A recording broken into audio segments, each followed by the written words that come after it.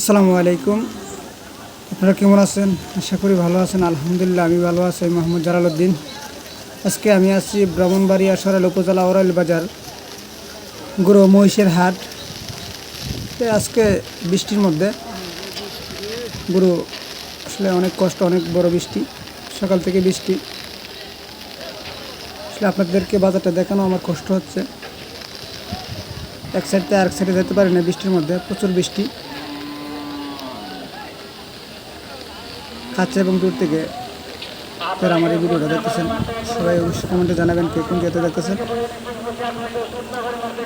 সবার প্রতি আমার অনুরোধ রইল।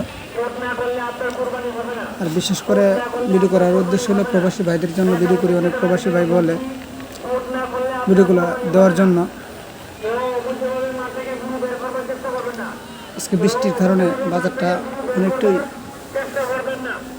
নিরিবিলি অবস্থা। সকাল থেকে অনেক বড় বৃষ্টি, আজকে বৃষ্টিগুলো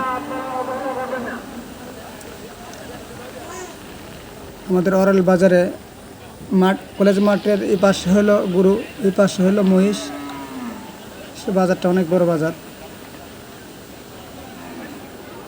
আপনারা সবাই ভালো থাকবেন।